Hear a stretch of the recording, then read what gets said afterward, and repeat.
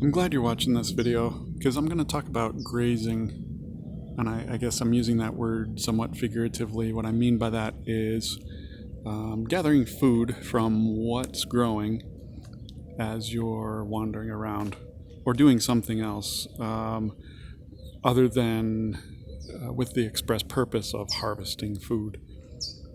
And I think the practice of grazing is importantly beneficial, not only for practical reasons. You get practical benefits from doing this practice of grazing, but also, I don't know, you might say spiritually, or if you don't like that word, I would say there's a profound aspect to the experience of grazing because it contradicts our kind of prevailing narrative about transactionality. So much of our social interactions are based on transactions, and grazing brings to your attention an what's the word I'm looking for, undeniable way, other ways to interact with, say, nature than just transactional mode. Because nature is always producing this food. Whether someone's here to eat it or not, it's not a quid pro quo, and it's not even a sort of ongoing general agreement, I'll take care of you and you take care of me. I mean, nature does this whether we're around to enjoy it or not. And so that goes beyond not just transactionality, but also beyond reciprocality to something completely different. And I think the practice of grazing really brings that home in a way that can't really be done any other way. I hope I can catch that there's a hummingbird taking provisions from the pomegranate right now. And that word provision, I think, demonstrates the kind of mental block that we have in our culture.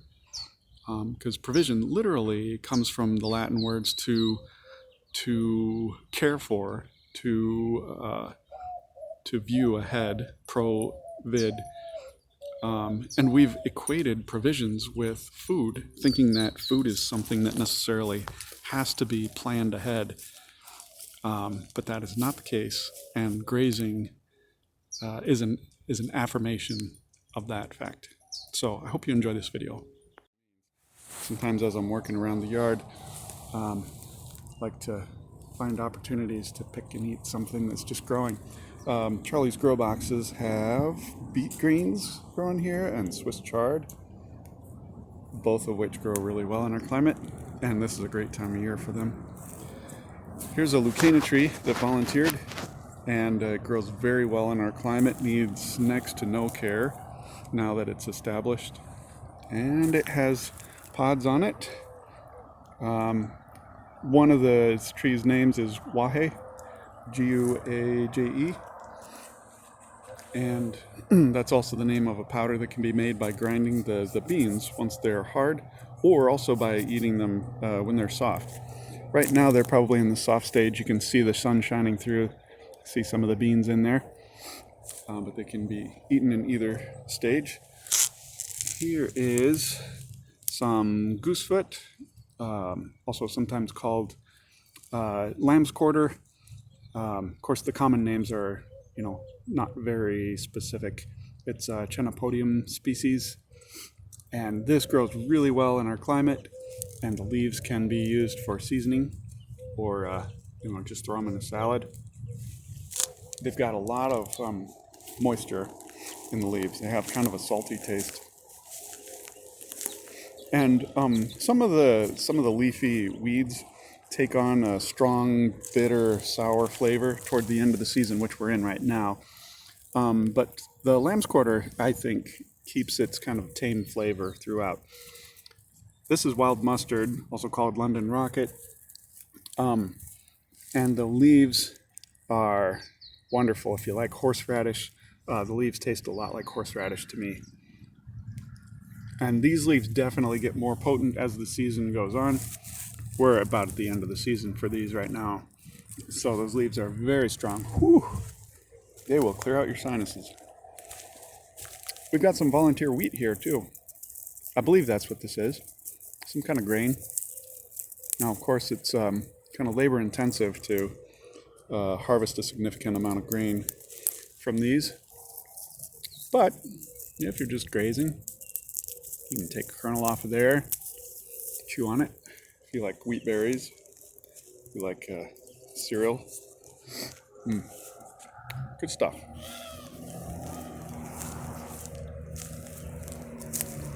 Here's a good desert plant, tuberosa. Literally means sucking rose. That doesn't have a whole lot of sustenance, but gets its name from these things. You pluck the flower off, and if you suck on the deep part that I just pulled out of the plant, you can taste the nectar. That's good. By the way, the hummingbirds love the tuberosa. What else have we got? We got some pots growing out here. Pots of various things. I don't see anything really edible among them right now. And hollyhocks are looking great, but not edible, as far as I know. Let's see, anything going in here? There's some more weed. It just pops up here and there. Here's a volunteer tomato. I don't think we've got any ripe in here yet. Let's see. Oh. There's a tiny one. So we didn't plant this tomato, it just kind of popped up. I just got a free tomato. Thank you. Yeah, it's good. Oh, let's see. So one of the edible weeds that pops up here is wild lettuce or prickly lettuce. It's species in the genus Latuca. Now, it is definitely too late in the year for me to enjoy this raw because it's got a very sharp flavor now. Plus, as the year goes on, it gets more prickly. So it forms these little spines on the edges of the leaves, which make it kind of unpleasant for a human to eat. However, the reason I'm plucking a handful of these is because I know some customers who will love this. Chuk, chuk, chuk!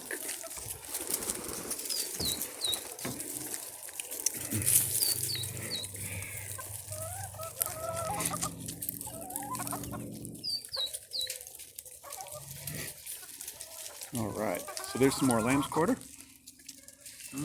What else we got? Oh, edible. Here we go. Sweet potatoes. Sweet potato leaves are edible.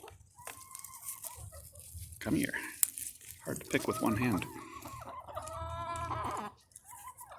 Now, as greens go, sweet potato leaves are a little bit on the fibrous side, but in my opinion, they're still edible raw. You can put them in a salad. I wouldn't want a salad completely made of sweet potato greens, though. The flavor is nice, though. They don't really have a harsh flavor,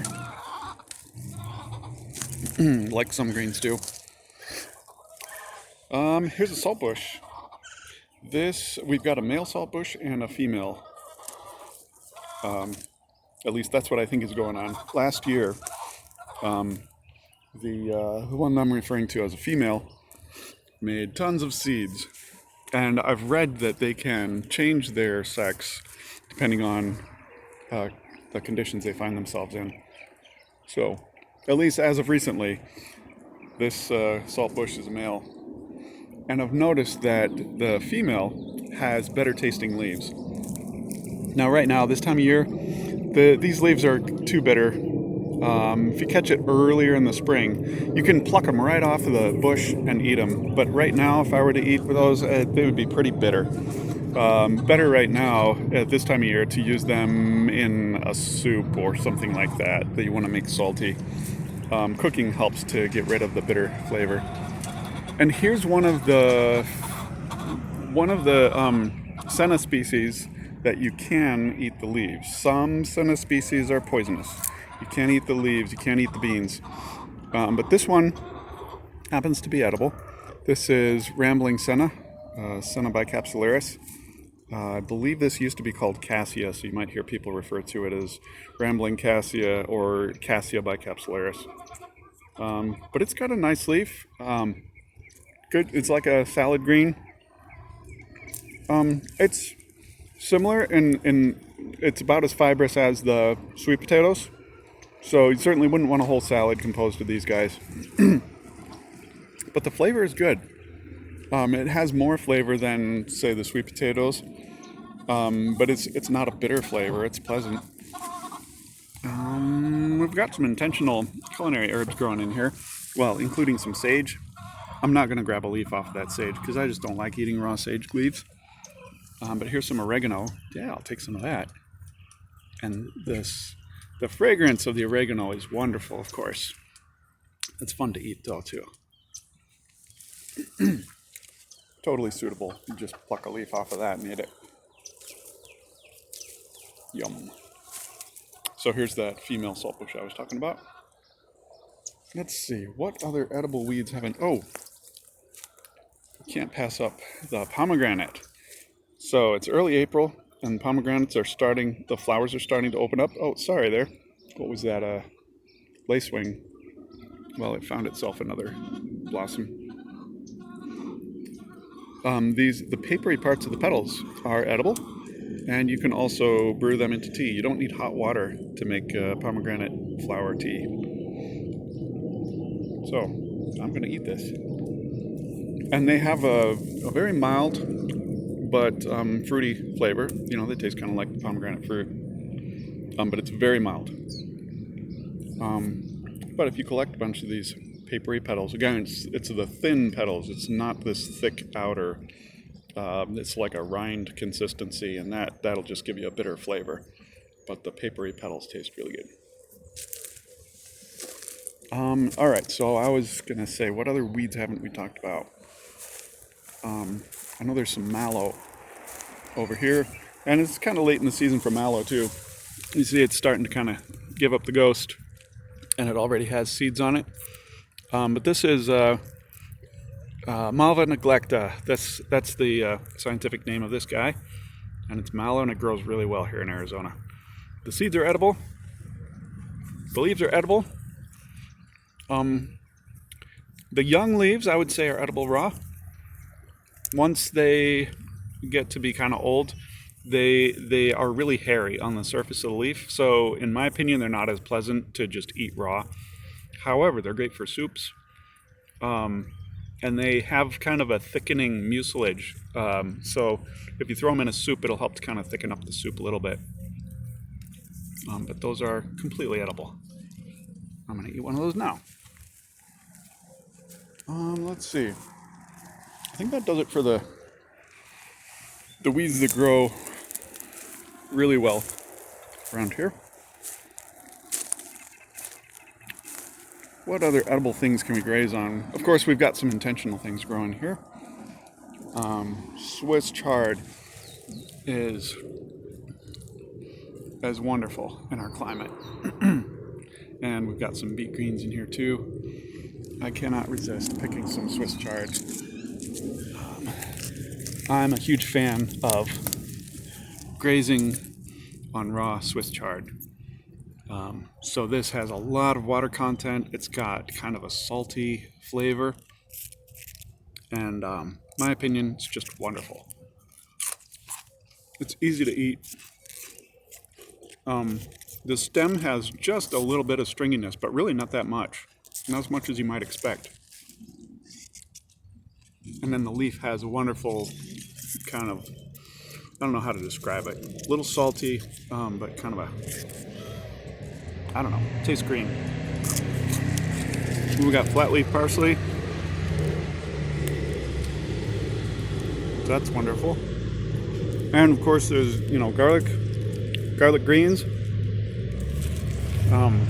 I could pick off a little bit of the garlic greens and eat that. Same with the green onions here. The green onions and the garlic here are regrown. So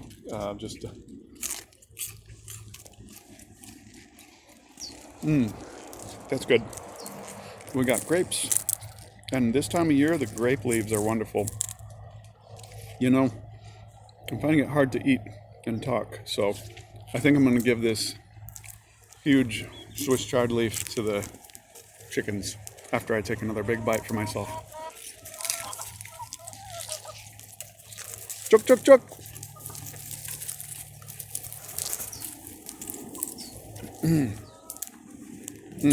So, grape leaves, yeah, this time of year, grape leaves are really good. If you get later into the year, they're not as good to eat later in the year, but right now they're great. They have that tangy flavor, and they're easy to eat. So they're not too fibrous. I just demolished that, picking it with one hand. It has a very pleasant tartness. That is really good. These prickly pears don't have any pads that are young enough to eat right now, but we have some more in the ground that do have new pads, and those two you can just pick them right off the plant and eat them.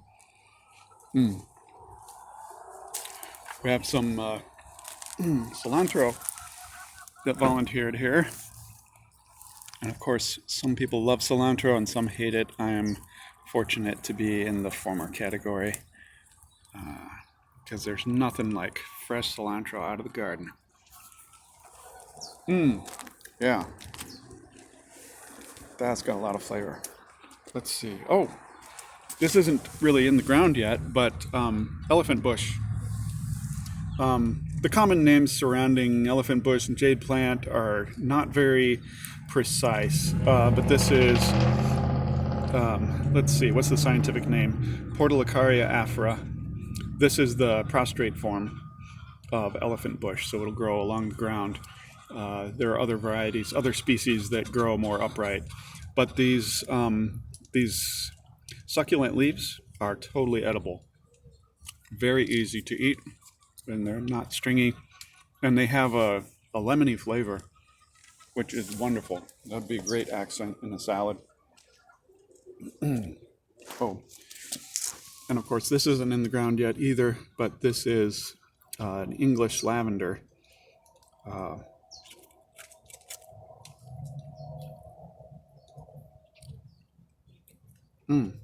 That's good. Lavandula angustifolia. And I see I'm running out of memory, so I'm gonna break the video here